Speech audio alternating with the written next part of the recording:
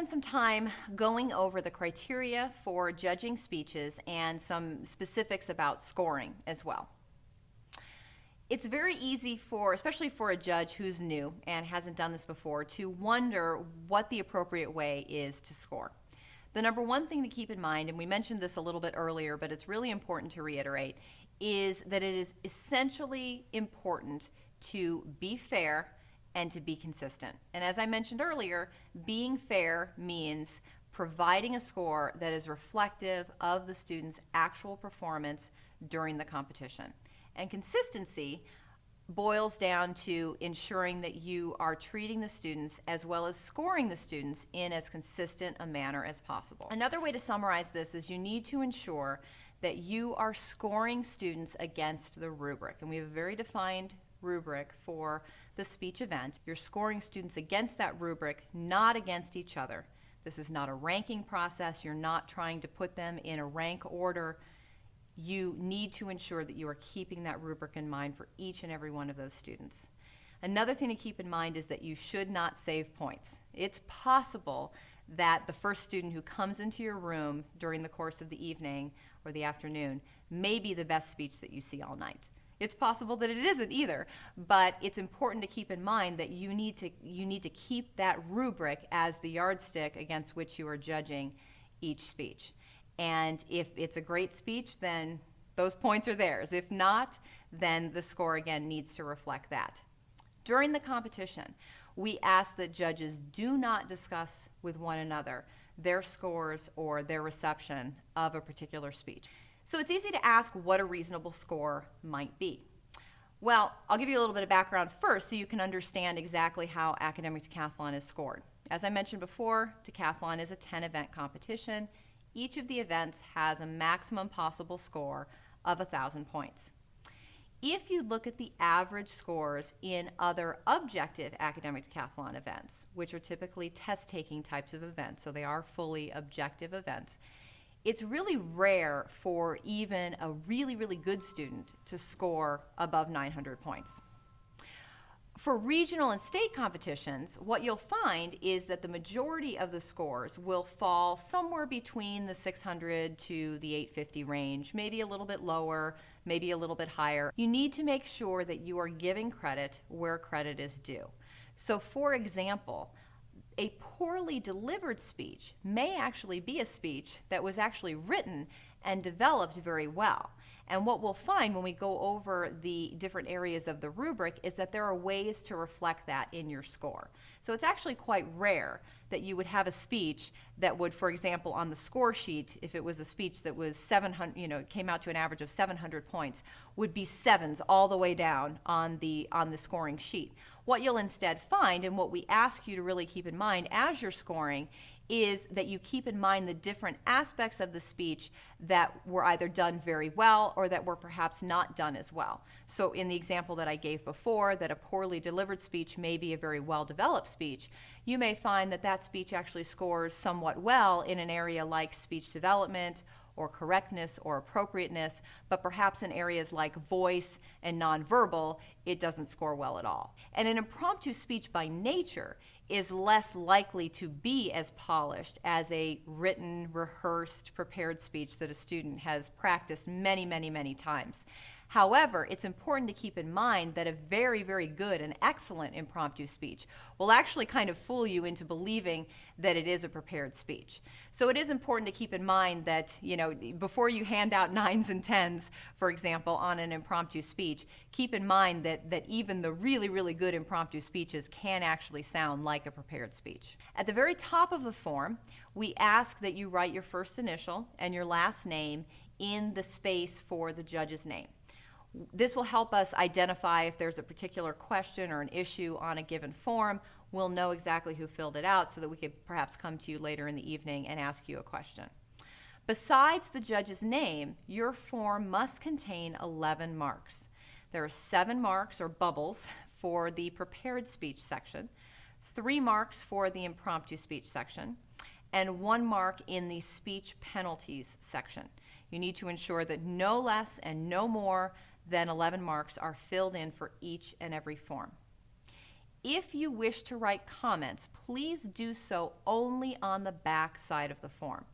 For most competitions, specifically the regional and the state competitions, you will not have time to write comments, unfortunately, because the schedule is so tight with only 10 minutes per student.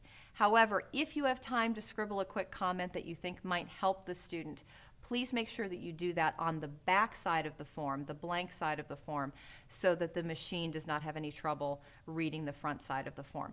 Please do not allow writing comments to delay you from your schedule. So if you have time, go ahead and write some comments, but if not, please don't take the extra time to do that and get the students off their schedule. If you have a no-show or a student for which you have a form but does not show up at your room for whatever reason, just go ahead and write no-show at the top of that form and turn it in the same manner that you turn in your other scoring forms. Just go ahead and put those in your runner's envelopes with your regular completed Scantron forms, and we'll take care of those as we're sorting through the forms in the scoring room. Now we're just going to spend a few minutes talking about the different areas of the speech rubric. The first area that I'll go over is speech development. Speech development is an area that is assessing how that speech is structured. Is it structured around a particular purpose or objective? Does it include an appropriate opening, body, as well as a conclusion of that speech? And how is it supported throughout the speech with different points and different intentions that the speaker is trying to bring across? Is it supported by examples, illustrations, facts, figures, other means? All of these different criteria will go into providing your assessment of what that speech development is. The next area is correctness. Correctness is intended to assess proper use of grammar and punctuation.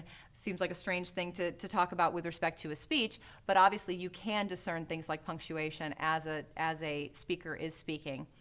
It also takes a look at slang, pronunciation. It's actually not bad if a speech contains slang or colloquialisms, but if it does, you need to ensure that it's appropriate for the speech and appropriate for the audience. So please make sure that when you're assessing correctness that you're not doing it with sort of an iron fist of exact proper English language, but that you're assessing correctness as appropriate for the intentions that the speaker is trying to bring across. Appropriateness is the next area of the rubric that we'll discuss. This assesses word choice. Are the words that the speaker has chosen appropriate for the objective of the speech, and again, the tone and the focus of the speech? Are they using synonyms effectively? Or are they repeating the same words over and over again, for example? Does the language fit the purpose of the speech? That is what you are assessing when you look at appropriateness. The next areas that we'll discuss relate to the performance and the delivery of the speech itself, and these are voice and nonverbal. Voice is what carries the message. That is what you are hearing as the speaker is delivering their speech to you. So you need to make sure that you're taking a look at how that voice is being used. Does the speaker have appropriate inflection, flexibility in their voice, rate or speed of their voice, and are they speaking at an appropriate volume for the audience? The speech needs to be clearly heard and understood. If they speak too fast or if they speak too softly and you can't hear them, that's not only going to affect voice, but it's going to affect other areas of the speech as well. So that will be something that will come out in your scoring, but voice is where it starts. Nonverbal, on the other hand, is everything else besides the voice. It is the rest of the physical presence of the speech itself. It relates to appearance, and when we talk about appearance, what you'll find is that students who are coming into your room will be dressed in formal attire. Some students will go so far as to wear a suit with a tie and a coat. Some students will simply just be wearing neat, nice clothes. We have students who are coming from all economic backgrounds, and so it's important not to judge them by what they're wearing, but that they are wearing clothing and that they've prepared their appearance in a manner that is neat, clean, and well-groomed. That is the manner by which you should assess their appearance. And then movement and gestures are very important, obviously, to the delivery of a successful speech. What we look for are movement and gestures that are natural, that aren't forced, that don't seem rehearsed, but that most importantly fit the tone of the speech that is being delivered. What you'll find when you go through the course of the evening is that the topics of the speeches and the tones of the speeches will vary dramatically. You'll have speeches that are very formal on very serious topics, perhaps historical topics or very academic types of subjects, or you'll have speeches that are telling a personal story. And those stories may be sad, they may be humorous, they may be conveying a whole range of emotions. They may be conveying anger or even negative emotions in some cases, and that may be entirely appropriate for the message that the speaker is trying to get across. It's important to keep in mind that there is this breadth of subjects that you will be seeing throughout the night, and that all of these different criteria need to fit the intent that that speaker is trying to get across. And that's true for the other areas of the rubric, and that's true for voice and nonverbal as well. So you'll find, specifically with respect to nonverbal, that you'll have gestures that will vary because the intent and the tone of the speech will vary as well. The final two areas of the speech rubric that we'll discuss are speech value and effectiveness. These have a tendency to be perhaps the most subjective areas of the scoring process. Speech value is an indication of whether the speaker is sharing something meaningful with the audience. Now, meaningful, obviously, that is something that's kind of in the eye of the beholder. And what you'll find is that students very often may come with a topic that you've heard before, but that they deliver it in a fresh, new way. And that may be the way that they add value to the delivery of that particular speech. Or you may simply find that a student comes to you with a brand new story or a brand new idea that you haven't heard at all. And obviously that would provide value as well. As I mentioned before, the tone of the speech may vary dramatically. You may find speeches that are very serious, and you may find speeches that are very humorous. In fact, you'll probably see both throughout the course of the competition. And that's okay. There can be value in any of those. There can be value simply in wanting to entertain the audience, even if it doesn't carry a very serious message. These are all things that can be assessed as part of speech value. And then the final area is effectiveness.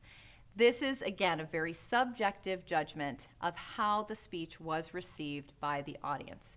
You need to think about questions like, was I able to determine the speaker's purpose? Did I know what they were trying to accomplish with me as the audience? Did the speech that they delivered to me directly relate to that purpose? Did they use all of the supporting development and content of the speech as well as the delivery itself to relate directly to that purpose? And was the speaker able to hold my interest?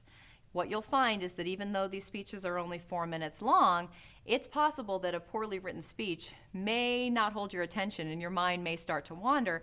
That is going to come out in your scoring, not only in the area of effectiveness, but perhaps other areas as well that contributed to why they weren't able to hold your attention. But an effective speech, the speeches that will score the highest on really in all of the areas, but specifically in effectiveness, will be the speeches that really, really hold your attention, that you're hanging on every word that they say, wanting to hear what they have to say next, and almost kind of sad when they're over.